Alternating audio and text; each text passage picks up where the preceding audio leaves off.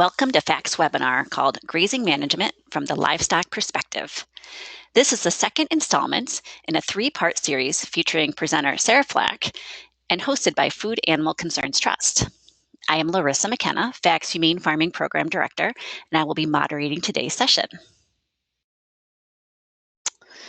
All right, so before we dive right into the presentation itself, I do have a few quick introductions.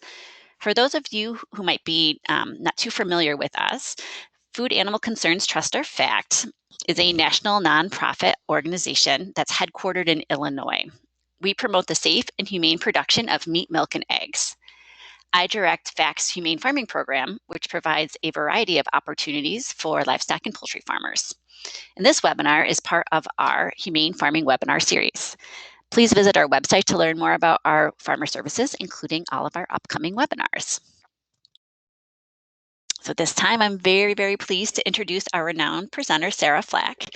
Sarah is the author of several books, including The Art and Science of Grazing and Organic Dairy Production, and is a nationally known speaker and consultant on grazing and organic livestock.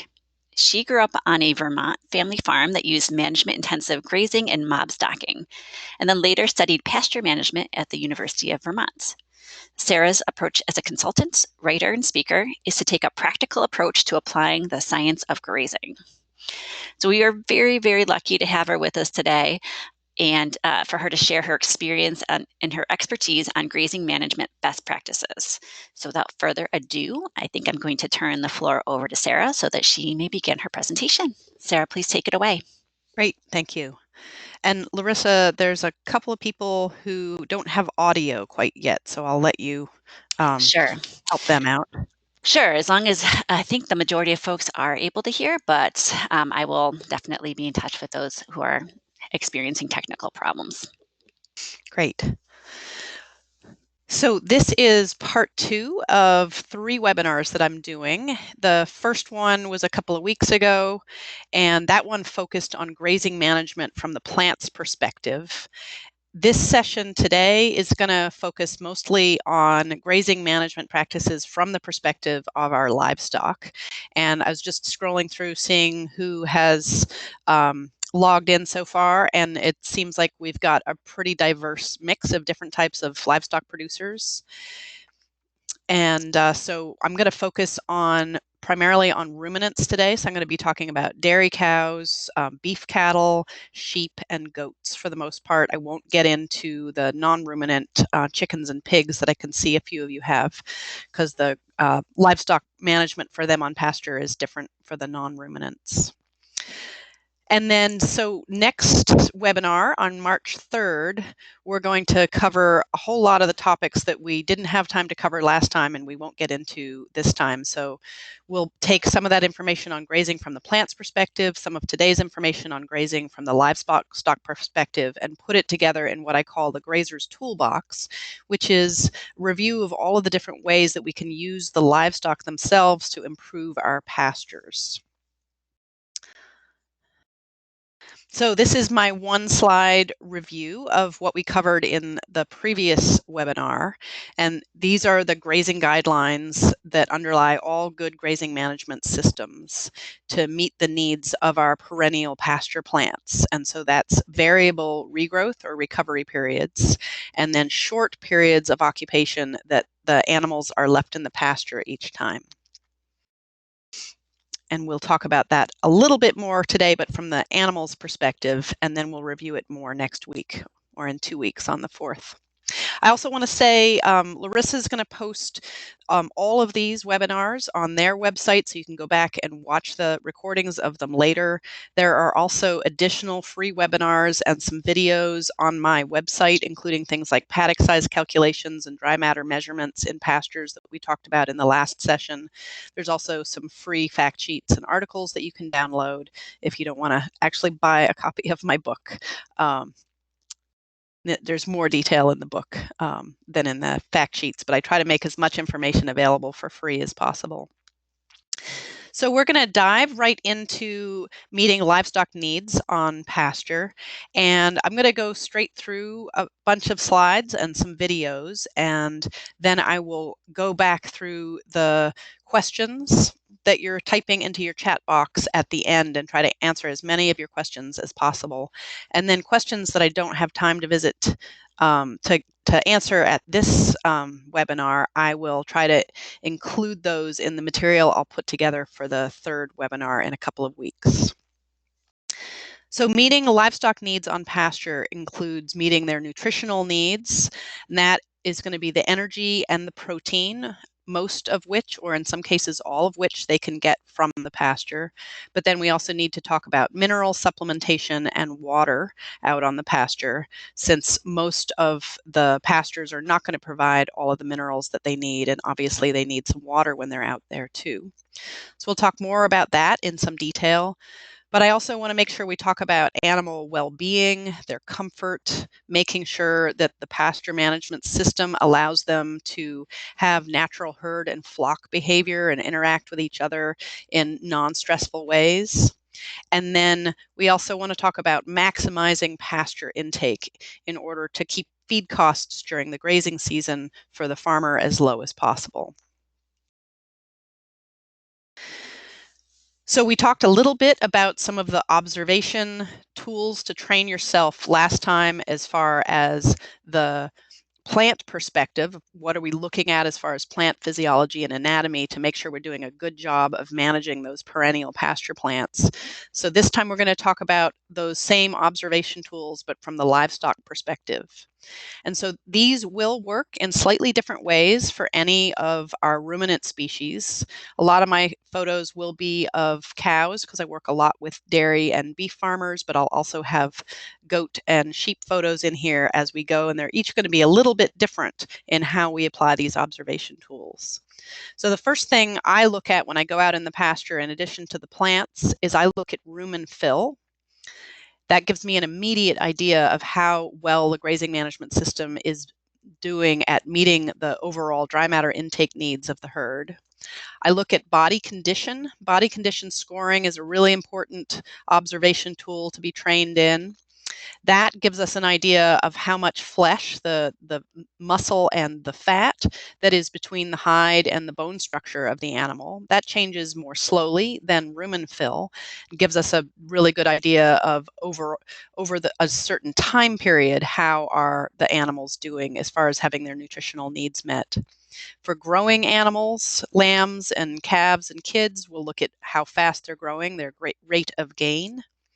For older animals, we'll look at reproductive performance, which might be how quickly after calving or kidding or lambing are they breeding back. So are they getting bred when we need them to? And are they carrying those calves and kids to full term and having healthy young stock? We're going to talk about manure scoring, looking at the texture of the manure to see how the grazing system's working. We'll also talk about MUNS, which stands for milk, urea, nitrogen. And then obviously you can also use milk production levels in lactating animals to see how they're doing.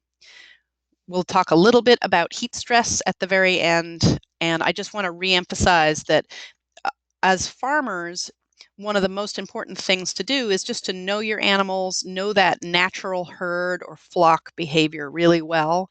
And if you see the animals starting to behave differently, spend some extra time out on the pasture watching them to see what's going on. You know, it might be as simple as the water isn't running to the water tub. It might also be that your paddock size is a little too small or a little too big, or the pre-grazing height wasn't quite right.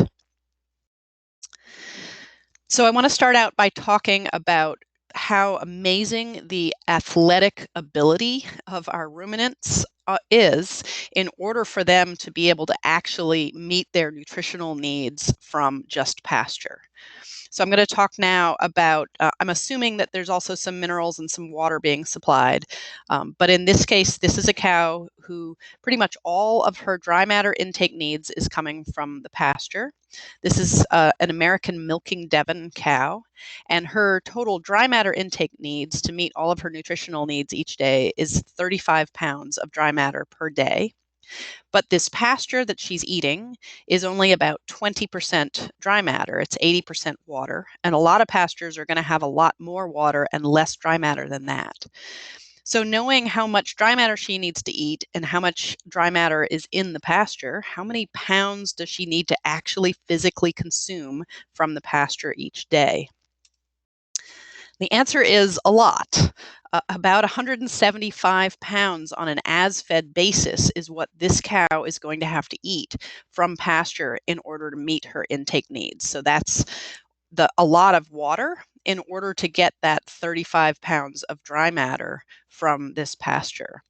And so this is why I'm going to talk a lot about what are all of the things that we can do as grazing managers to make sure that we're making it as easy as possible for these animals to maximize their intake from pasture. Just little work as possible. And this is a photo from a workshop that I attended that was led by Dr. Sylvia Abel-Keynes, who's a great nutritionist with Organic Valley. And she actually had the farmer go out that morning and cut a pile of forage and rake it up and put it in a pile so that we can physically see the size of the pile of forage on a as-fed basis that a dairy cow, this is a 100% grass-fed dairy farm in Western New York that was hosting the workshop. This is how much this cow needs to eat. This is a single cow in one day needs to eat that giant pile of forage in order to meet her nutritional needs. And we put that bale of hay nearby. That's kind of an average 50-pound bale of hay next to that pile, just to give you a sense of scale. I'm about 5'6", and this pile of forage came up well over mid-thigh on me, and it was 2 bales of hay long. So that's a pretty major athletic feat for a cow to pull off. And on a dry matter intake basis, goats will actually eat an even larger percentage of their dry matter intake in forage each day. We'll talk more about the difference between goats and sheep and cows in a little while. So let's look at some photos to start to think about how do we measure rumen fill and see how things are doing. So start looking at the bottom left slide of the cow that's standing sideways to you, because you can see the little sunken in triangle on her side underneath her short ribs where the back ribs end. That on the left side of our cow or our sheep or our goat, that's where the rumen is. The way I remind myself what side it's on is somebody at university taught me lunch is on the left. And so you look on the left side of the ruminant underneath the short ribs, and that's where you can get a visual assessment of rumen fill. So that cow on the bottom isn't feeling very well. Her rumen's not quite as full as it should be. Whereas the cow in the top photo, which actually I think was taken on the same farm, her rumen is nicely filled out. You can see the short ribs a little bit, but there's nicely filled out right under those short ribs. If you're dealing with a woolly animal like a sheep, you're obviously going to have a harder time visually seeing that little triangle under the short ribs on the left side. And so with those animals, if they're tame, you can walk over and feel the rumen on the left side. If they're not, you're going to need to look straight on at the animal like we are with the cow in the bottom right of the slide. And you can see that's a cow on another 100% grass-fed farm, so she's only getting her nutritional needs from pasture plus her mineral and water supplement. And you can see the left side of that cow is nicely bulged out, and she's doing very well on that all-grass diet there. So now we need to talk a little bit about sheep and cows and goats and how they're a little different from each other. The cow on the right-hand side, you can see how she is sticking her tongue out, and she's got this very muscular tongue. She's going to wrap that around a wad of grass and legumes in the top of that pasture. She's going to pull that into her mouth with her very muscular tongue, and then she's going to break it off between her gums and her teeth and be able to chew that a little bit and swallow it.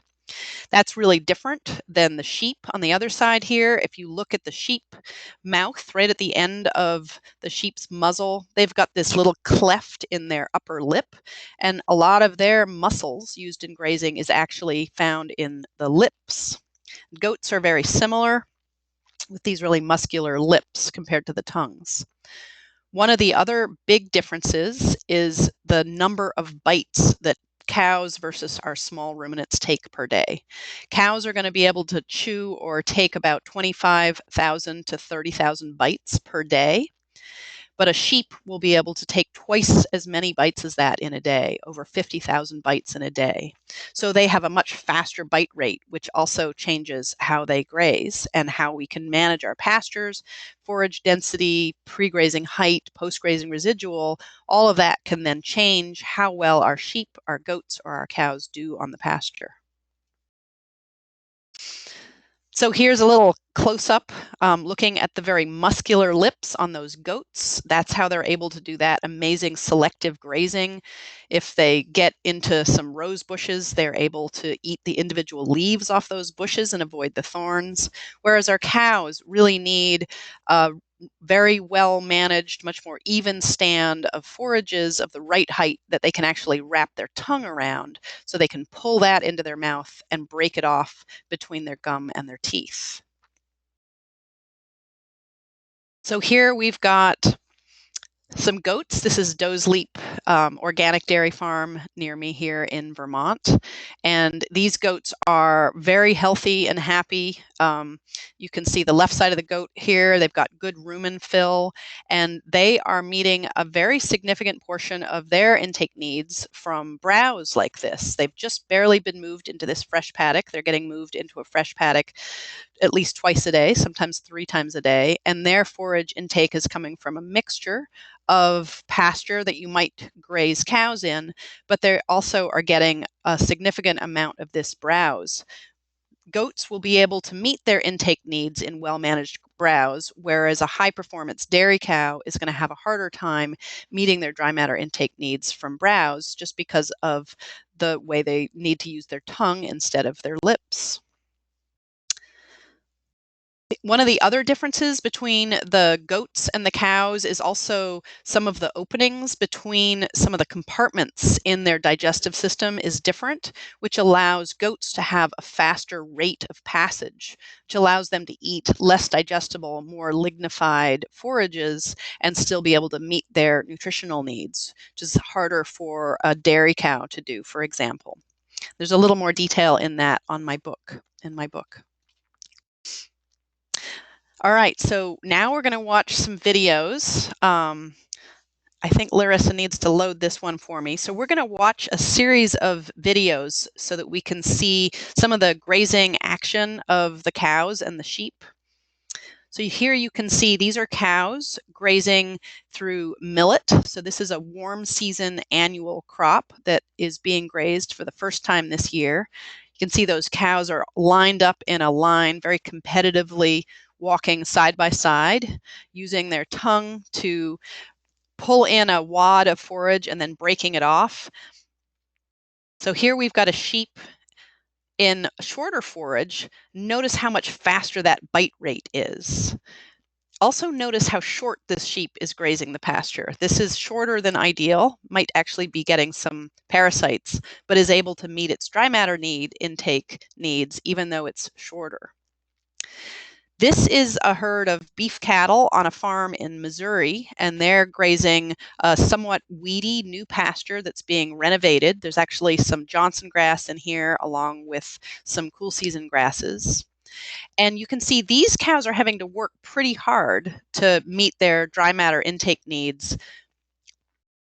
Somebody said the sheep video didn't show up. Did other folks get to see the sheep video? Just type in there if you didn't. All right, I just hit the pause button. Oh, so some people are getting them and some people aren't. So I think this happens based on internet connectivity. So we can always re-show the videos, although I think what's the best bet is to watch the recording of the Okay.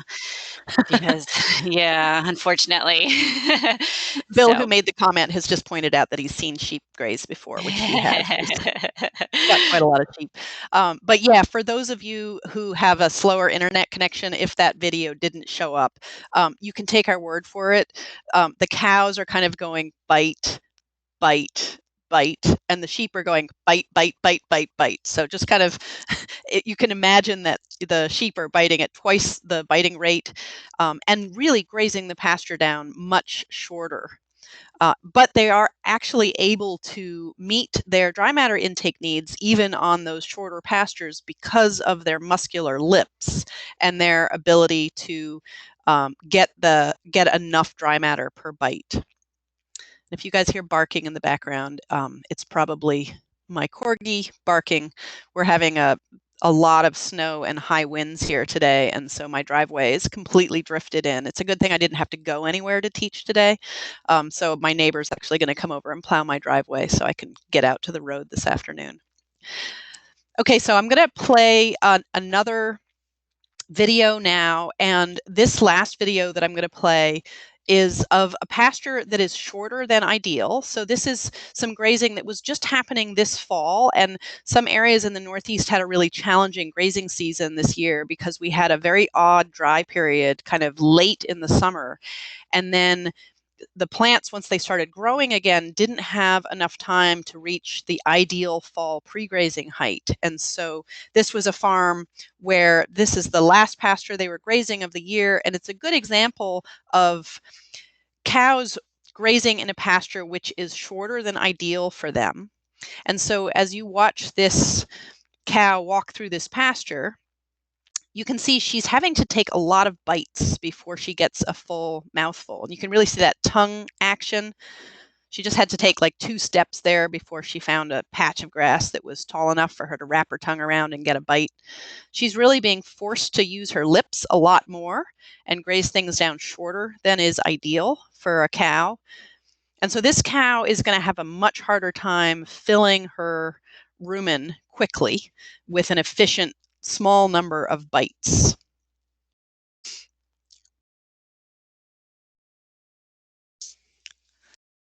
All right, so now we'll go back to some slides there. Sorry, I didn't include any goat grazing videos there. I've got some of the goats browsing, and their bite rate is at least as fast as the sheep. I sometimes think that goats might actually have a faster bite rate than sheep, but I've never found any data to back that up.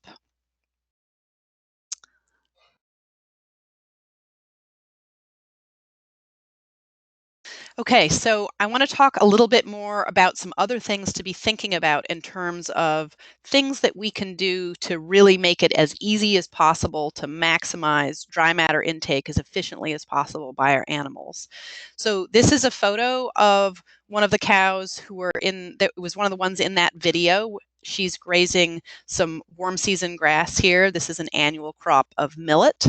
And this is an example of what the pasture may look like after she's gone through and taken the first bite off the top of the forage.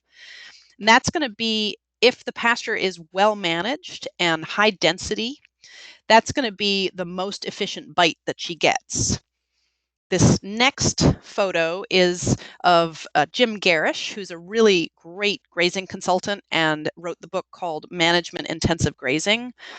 Highly recommend attending any of his workshops or reading his book if you get a chance. He's teaching a workshop here in Vermont where he had us all sit in a big circle in this really high quality, highly diverse pasture. And he had us do this little exercise where we practiced pretending to be cows and used our hand, kind of acting like our hand was a tongue, grabbing a wad of forage and then seeing how easy or hard it is to break that forage off, imagining that you're having to do that by pinching those plants between your gum and a set of teeth.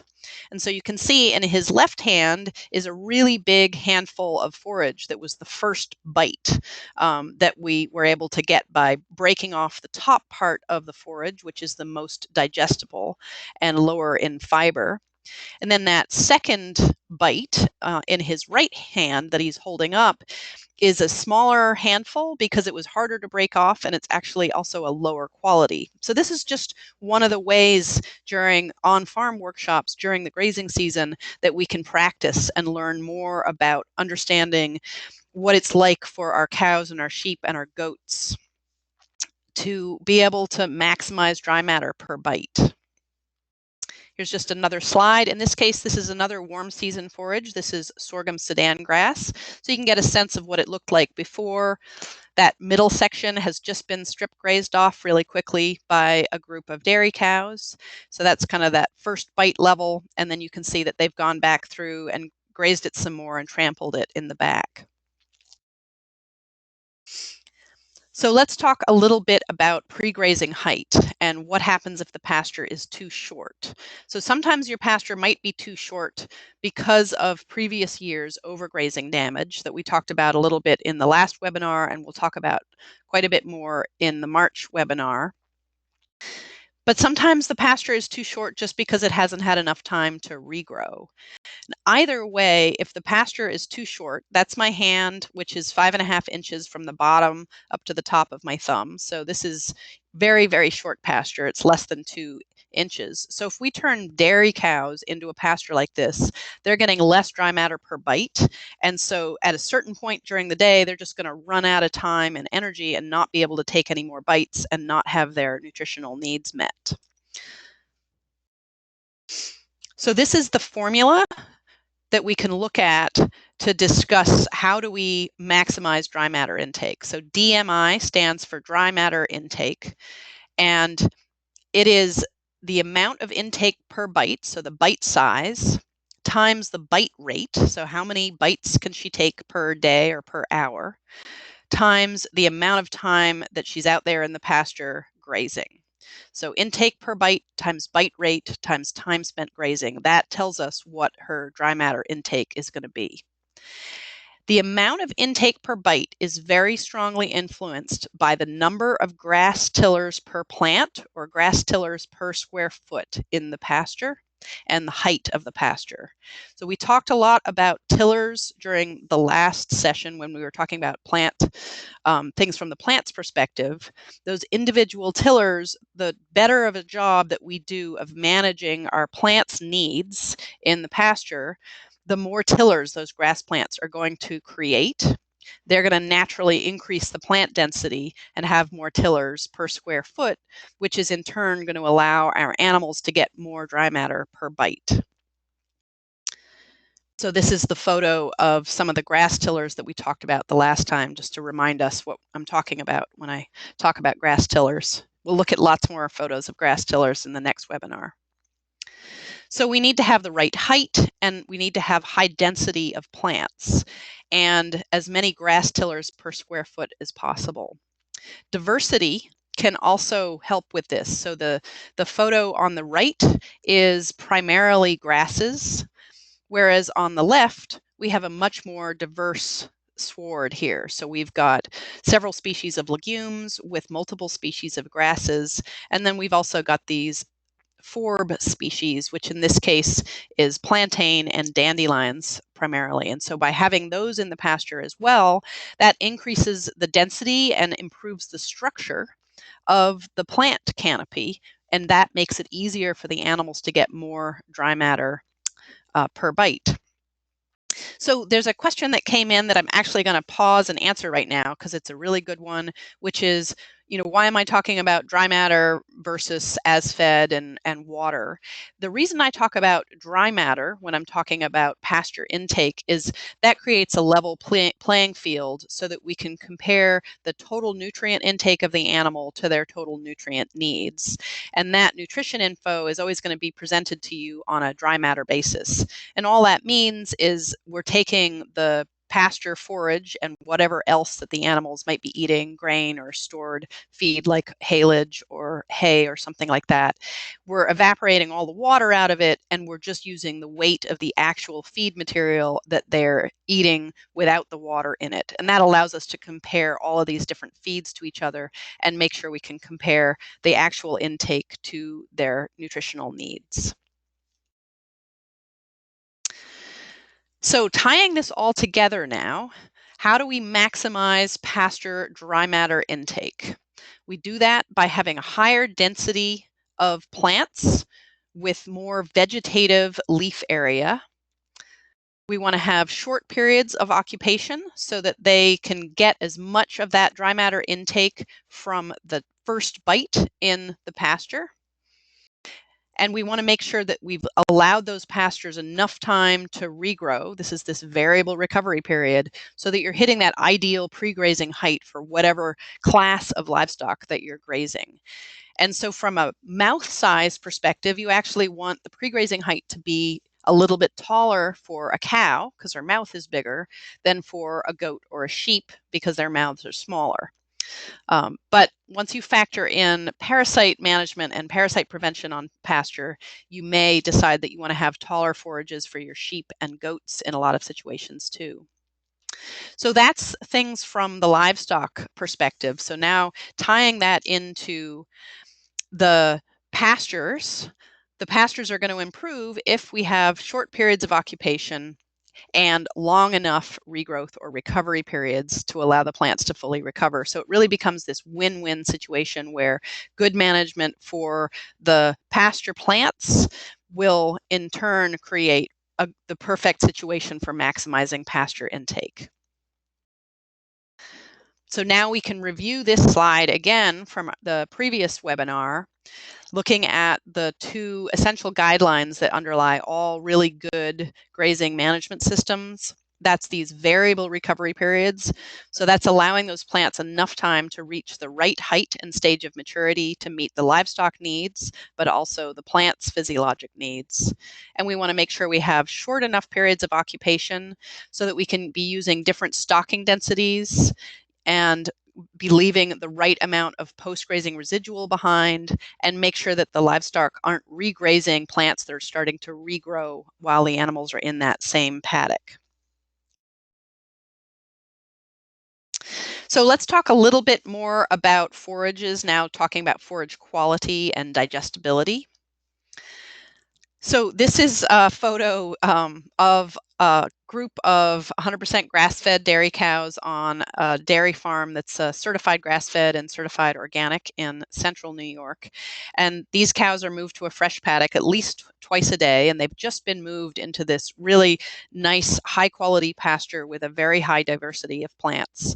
And they could have gone out and been grazing grasses and legumes and other feeds that we would typically think that they would want to be eating, but they actually, this is a group of cows that very selectively went over to some burdock plants that were quite mature and are eating all of the leaves off the burdock plants before they go off and eat the other parts of the pasture. So obviously this is meeting some of their nutritional needs. They were very much selectively eating this before eating the rest of the pasture. But these sorts of mature plants have a lot of the less digestible fibers in them. So we want to make sure that, especially for our high performance animals, we want to make sure we're not forcing our animals to eat too much of these non-digestible fibers. We want to have plenty of the vegetative material available to them. So this is where we need to make sure we are carefully balancing the needs of the pasture plants with the animals. This is the photo that I showed in the last webinar when I was talking about this as an example of a pasture that has reached plant maturity. So these cool season perennial grasses are really happy because they've been able to have plenty of time to photosynthesize and store lots of energy for their next regrowth cycle in the lower parts of the plants. However, from the cow perspective, this is a grass-fed dairy farm, these plants now have lower digestibility because they have more of these non-digestible fibers that are very important to the plant because they're what hold up the grass stems, the elongated tillers, so that they can flower and produce seeds and hold them up high above the pasture canopy. So it's good for the plant, but we want to make sure we're not forcing our animals to eat too much of this, especially if they're high performance, in this case, grass-fed dairy cows. So we need to somehow hit the sweet spot of grazing the plants when they are mature enough that the plants have had enough time to reach that stage where they've been able to photosynthesize, make lots of energy, transport that energy down to the lower parts of the plant, and store that there so that it's available to fuel the plant's regrowth once they do get grazed off. So we talked about that being kind of in that 2.5 to 3.5 leaves per tiller stage. The plants ideally would really like to go all the way through flowering and make seeds, but we're going to want to graze this somewhere in the middle here. I don't have a pointer that works on the screen here, I don't think, but basically halfway up that curve there is where we want to start grazing this pasture, when the plants are ready but not too overmature. So let's talk a little bit more about this. This is going to be different depending on the time of year, because for those of you who are in the temperate climate zone, where we are here in Vermont, you're going to have a lot of cool season perennial grasses, which at certain times of the year, shown in the right-hand slide, is going to be pretty vegetative. Whereas at other times of the year, especially in May and June, if you're in the northern temperate zone, you're going to have a lot of grasses elongating their tillers early in the year. For those of you who are further south, some of you are Texas and south, you might be grazing more warm season grasses. Those warm season grasses are going to elongate their tillers a lot more in the middle of the year. So we just need to be paying attention to when do we have more of this elongated tiller fiber material that is less digestible, and how are we going to change our management strategy in this. So on the left-hand side, this is one of the farms that I use as an example in my book. This is a small scale 2 to 4 cow micro dairy in Vermont, and she does a really good job of grazing management. She actually teaches some grazing workshops too. And so she is strip grazing. You can see her in the background there. She's just taking down the fence so that the cows can walk into a fresh strip of grass. These are a lot of elongated grass tillers in here, with some seed stems forming on this is brome grass and quackgrass, along with some legumes in here. So she's going to let her cows selectively graze this area. She's not going to force them to graze these stems. And then when she pulls them out of there, in her case, she will sometimes go in with a horse and a mower and will clip the pasture right after the cows come out if she feels like there's too much post-grazing residual left over. And we can talk about the pros and cons of that post-grazing clipping in a little while. For some farmers, they will do it. For other farmers, it's not a good fit for their management system. So on the right-hand side, I'm actually using my corgi there as a measure of pre-grazing height. He's a cardigan corgi, so he's about a foot tall. So we're looking at forage that's about 10 inches tall. It is really, really lush. It has a lot of legume in here. So these two slides are showing us kind of the two challenges that we might have, especially if we're really going for an all pasture ration during part of the grazing season. On the left, if we force them to eat all of that, there's going to be too much fiber. On the right, if we force them to eat all of that without any supplement, they're going to potentially be getting too much protein. So this is where we're going to start talking about manure scoring. So this is dairy manure with a manure score of 1 on a scale of 1 to 5. And if you're having a hard time seeing it there, it's because it's very watery, thin, basically diarrhea texture of manure. And in this case, this is entirely caused by cows eating forages that are just way too high in soluble protein. In addition to looking at manure scoring, we can also talk about MUNS, which stands for milk urea nitrogen. And that will also get elevated in cows or sheep or goats that are grazing in very high soluble protein pastures. And once animals are starting to get too much soluble protein in their ration from grazing these pastures, they'll actually start to get some post-ingestive feedback, basically coming from their rumen to their brain saying, hey, I'm sick of soluble protein. I really want to eat something that's high energy. Not finding anything high energy out here to balance out this protein. So I'm just going to stand here by the gate and baa or moo until my farmer comes and moves me. And so that will actually potentially cause low dry matter intake just because they're sick of eating high protein pasture. So this is where your supplemental feed choices can become really important in balancing out that energy protein. This is just a photo of one of many manure scoring charts that are available. There's a whole bunch of photos of manure in one of the chapters in my book. So far, I've just been showing you photos of cow manure scoring. You can see score 1 there on the left. That's the really runny manure.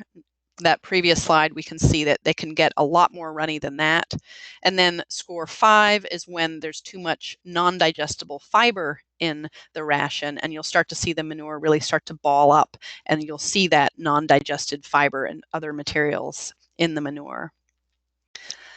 I want to make sure I'm also showing photos of small ruminant manure. So you can see the photo in the bottom is the perfect cow pie. That's what we're all aiming for. In that case, that's actually cow manure from a 100% grass-fed dairy farm grazing a highly diverse pasture where the cows were able to really nicely balance their own ration, getting enough energy, enough protein, and the right amount of digestible fiber. So that's a score of 3, which is exactly what you're aiming for. Then the top slides are of goat and sheep manure. The one on the left is about what a 3 will look like for small ruminants. You can still see the individual pellets, but they're really stuck together.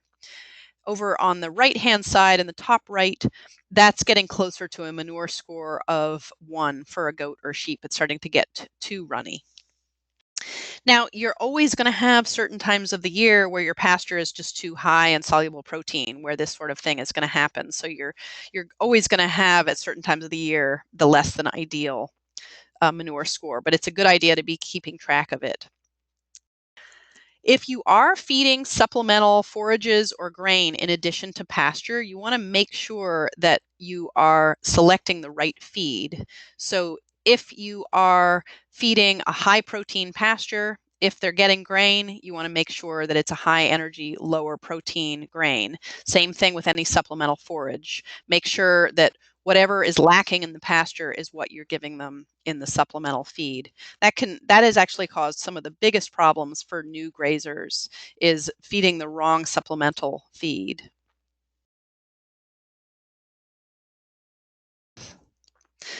This is just a really nice example of a highly diverse pasture. In these sorts of situations, it's going to become much easier to get your animals to be able to really balance their own rations out on the pasture. This pasture has many different species of grasses in it, as well as many species of legumes and several different highly palatable forb species like forage chicory, dandelion, and plantain. And I think there's also a couple of other medicinal species in here. There's also a nice range of stage of maturity there. So we should also talk a little bit about the pre-grazing height and how much to leave behind, the post-grazing residual. So we know from the plant's perspective, we don't want to graze things down too short. So this is too short for the plants, but this is also too short for the livestock. That bottom third of the plant is much harder to digest and has less nutrition in it. It's also where a lot of the infective parasites are going to be found. This is a great slide put together by Karen Hoffman, who teaches grazing workshops and she's located in New York State. And she was looking at the nutritional content, the top third, the middle third, and the bottom third of orchard grass plants in New York State. And you can see here the 3 numbers we're looking at. CP stands for crude protein. NDF stands for neutral detergent fiber, and NEL stands for net energy for lactation. This was a dairy farm that she was working with here. So you can see the top third of the pasture is very high protein, 27.4% protein. That's actually more protein than most of our animals need. The middle at 22.9 is pretty ideal, still a little high. The bottom of the pasture is much lower in protein. NDF, the neutral detergent fiber, ideally we actually want this number to be lower. So you can see the top third of this pasture at 38.5 is just fantastic forage, highly digestible. So is the middle portion of this plant, 44.6. But the bottom third of this plant is really non-digestible at 60. Net energy for lactation is excellent in the top third and the middle of the plant at 0.79 and 0.76, and much lower at 0.67 in the bottom of a plant. So once again, this is just more information supporting the fact that we should not be grazing the bottom third, or in some cases even the bottom half of the plant. So for people and also for flocks and herds of animals that are accustomed to grazing the pastures down really short, this is going to be a paradigm shift and a management shift to start changing what you're thinking about leaving behind. This is Vermont Shepherd Farm, which is a sheep dairy in southern Vermont. And this is a flock of lactating ewes that are being milked twice a day. So they're getting a fresh paddock at least twice a day. And these sheep, you can see some of them are laying down, some of them are standing up, chewing their cuds. They're pretty much done grazing this pasture. This is the post-grazing residual that they are going to leave behind. And in this case, the farm is not going to do a post-grazing clipping in here because they know from many years of past management experience that this is a fine post-grazing residual to leave behind. So in this case, these sheep have not been forced to graze things too close to the ground where they might pick up parasites. They've been able to eat the good stuff, and they've done a pretty good job of trampling what's being left behind. Some of the other ways that we can offer a diversity of different types of nutrients in the forages is to have some pastures that are high protein. You can see on the right here, this pasture is a cool season perennial legume and grass pasture that's going to be high protein. But this farm is also giving the cows an area of warm season annual, in this case, sorghum sudan grass in the pasture on the left. They get a strip of the sorghum sudan grass, and then they can also later in the day get moved into the perennial cool season pasture. So they have a high energy pasture and a high protein pasture. That sort of addition of having that warm season grass along with the cool season grass once again builds in this post-ingestive feedback. So in this case, these are cows in this slide who are grazing the warm season grass millet. So this is a high energy forage. They're going to only be in this area for maybe 20 minutes or an hour at the most. They'll get to eat lots and lots of this high energy annual, and then they'll get moved into a cool season perennial pasture. And that creates this craving. Once they have a rumen full of high energy forage, they go into that cool season perennial pasture that has lots of protein. They're going to want to eat more of it. So it stimulates them to want to eat more.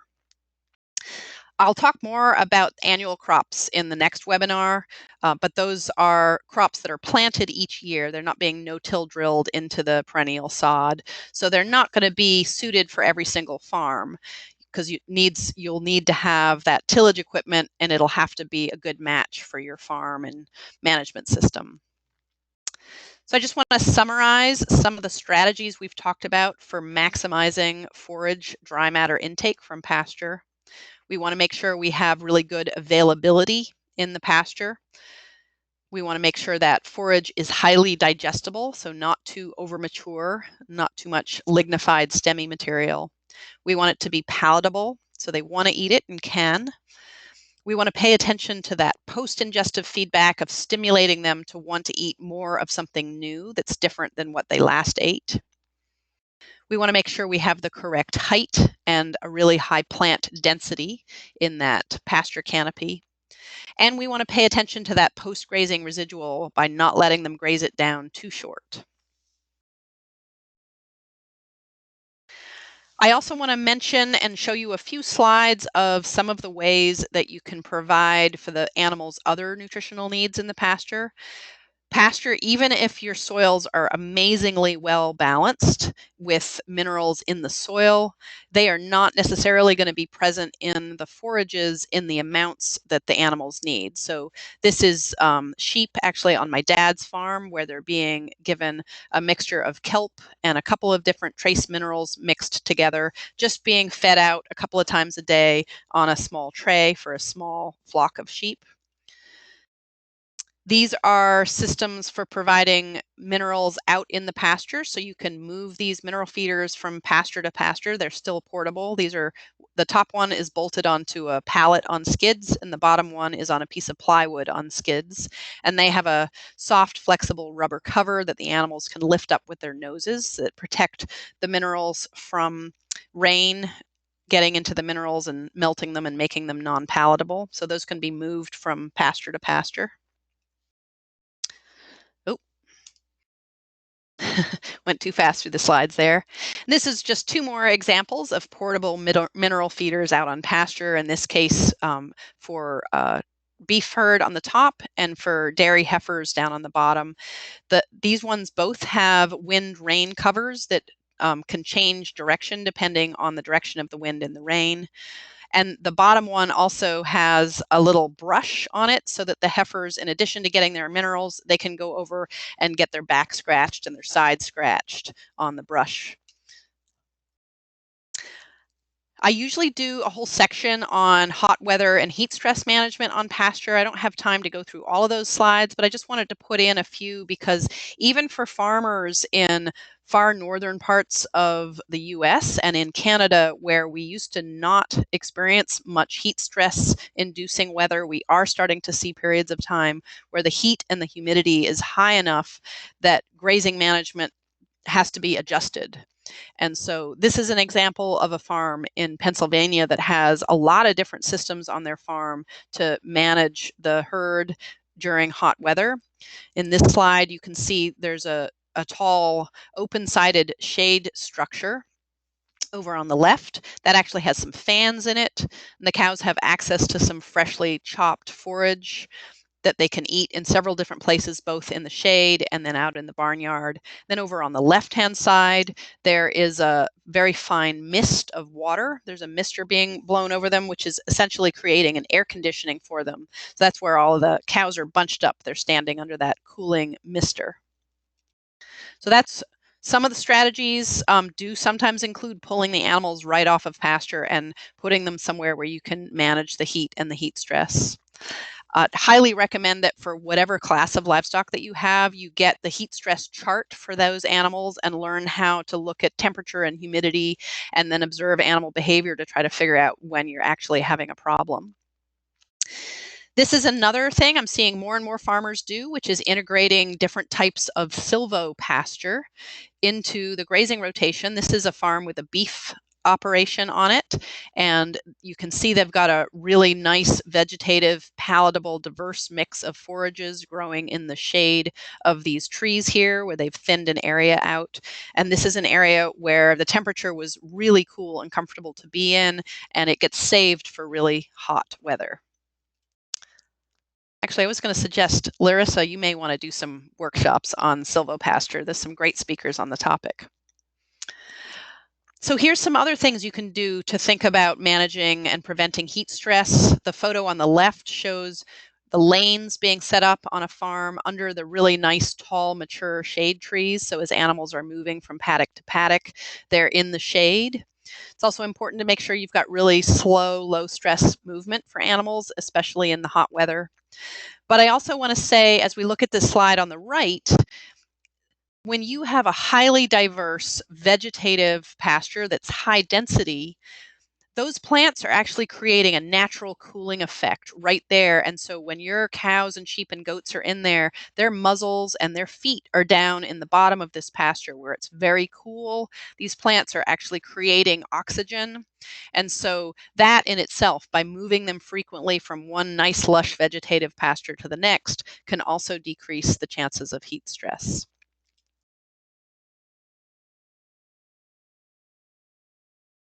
I also want to mention that inappropriately providing shade when it is not needed in a pasture can create lots of problems in your grazing management system. This is actually my flock of sheep back when I had my own flock, before I got too busy traveling and consulting and teaching. And in this slide, it's very early spring. There's barely any leaves on the trees. It's a cool day. They were not hot at all, but they just habitually went and stood underneath this tree, which then means that they're trampling the forage under the tree. They actually increased the amount of flies that they had on them by bunching together and creating trampled bare ground under the tree. And so the ideal system, which none of us have on our farms, but the ideal system would be to have paddocks where you do have shade for those days when you need it, and then paddocks where you don't have any shade at all, so that you can do a really good job of managing the livestock and the grazing management in those areas on the periods of time when you don't need the shade. Each farm is going to have to come up with their own unique approach depending on your local climate and the type of livestock and what resources you have available for managing the heat stress. Just putting this slide up again. We didn't have time to talk in detail about all of these things, but this is again just my partial list of the observation tools that I like to be thinking about when I'm assessing how well a grazing management system is doing for the livestock. And I just put this last slide in because I knew we wouldn't have time today to talk about internal parasite management on pastures, but for all of our livestock, even the cows will sometimes get internal parasites if the pasture management isn't done well, especially if the animals are grazing things down too short or you're overstocked. But our sheep and our goats are particularly sensitive to internal parasites. And the majority of those infective parasites are found in the bottom 1 or 2 inches of the pasture sward. So again, it's additional incentive to try to figure out how to get our animals to leave behind that taller post-grazing residual. So I'm going to stop there and see how many questions that I can answer. And Larissa, have you got any announcements you want to make before I start answering some questions? Yeah, well, thank you so much, Sarah. This is wonderful. I wanted to mention to folks that we did do a webinar series last year about managing and controlling, kind of defeating internal parasites for small ruminants. Linda Coffey from NCAT and ATRA presented, and so I can send along links to those webinars as well for folks that kind of want to revisit that topic in more depth. Great. And the next webinar is on March 3rd, and that one's really going to try to tie a lot of the information in from the first webinar that we did on grazing from the plants perspective, and then today on the livestock perspective. I'm just scrolling through the zillion questions that came through. So there's a few questions about non-ruminants, and I just want to emphasize that this 3 webinar series is really focused on ruminants. And for those of you with chickens or pigs or horses, they have very different grazing behaviors and grazing methods. Horses, for example, have teeth on both the top and the bottom jaw in the front, unlike our goats and our sheep and our cows. And so they're able to bite the grasses off much shorter and much more easily, whereas our cows and our sheep have to break the grasses off by pinching them between their gum and their and one set of teeth. So some very different grazing behavior with the non-ruminants. And just a plug for another webinar we do have coming up in March. We are going to be looking more at swine and poultry grazing, kind of as a supplement to this ruminant-focused series. Great. So there's a so it is 1 o'clock. Larissa, should we do like another 5 minutes of questions or something like that? Yeah, okay. I think that works. So there was a couple of questions that came in about multi-species grazing and leader-follower grazing. And so that would be where you would put your highest nutrient need group of animals into the paddock first. And then after they were done grazing it down for a period of time, then you would follow up by putting a different group of animals in that same paddock afterwards and let them graze it down some more. So the advantage of that is you're giving the really highly digestible, most nutritious stuff to your first group that maybe is your group of lambs that you're wanting to finish on pasture. And then you might put a group of, say, dry beef cows in that paddock behind them to clean it up. And you do get a bunch of different benefits from that, in addition to the saving the good stuff for that first group that really needs the highly digestible, most nutritious stuff. You're also letting them eat the top, and those lambs are more sensitive to internal parasites than the beef cows that are coming along behind. And so you're letting the beef cows graze that potentially dangerous shorter portion of the pasture plants where they might get more parasite infection. But I want to say the downside of leader-follower grazing systems is that it's really hard to stop that second group from grazing the pastures down too short from that plant perspective. And so if you're not leaving behind as tall of a post-grazing residual, those plants are going to suffer some damage and are going to require more time to regrow to that ideal pre-grazing height again. So it really varies a lot from farm to farm. There are a few farms that I work with where we have built a leader follower grazing system into their grazing management program, and it's working really well for them. But a lot of times it just becomes too difficult to manage and not have them graze things down too short. I will say sometimes there will be certain times of the year when you have just a huge amount of post-grazing residual, more than you want to have, that's going to be shading the pasture as those plants are starting to regrow. And so that may be a case where, once or twice a year in specific areas, it might make sense in that case to have a leader follower system. The other disadvantage of leader follower is that sometimes if you move another group of animals in right behind another, they'll hop over the fence because they all want to hang out with each other together. You'll have to have your calves unwean themselves or things like that. Let's see. Okay, so here's a good question. What should I do with a really over-mature pasture? Should I skip it? Should I graze it fast? Should I put low-performance cattle in there? So great question, because that happens to pretty much all of us every single year. There's certain times of the year where the fastest plant growth rates occur at the same time of the year that they're going into that reproductive phase, elongating their grass tillers, and you end up with, this very tall, over-mature, stemmy stuff. So the answer is it really depends on the class of livestock that you have available to graze. If you're 100% grass-fed dairy farm grazing, goats or sheep or dairy cows, you are not going to have those animals doing very well if you force them to graze that, obviously. If there's still a fair amount of vegetative leafy material in there and you can move them through it kind of fast, and have them be able to selectively graze the leaves off of it, but not force them to eat the stems, you can move them through there. You'll find that sheep and goats are going to do better than cows in this situation a lot of times because they have those muscular lips and they can more easily just eat off the leaves and leave the stems. They also have that faster rate of passage, especially those goats, so they can go through and meet their intake needs.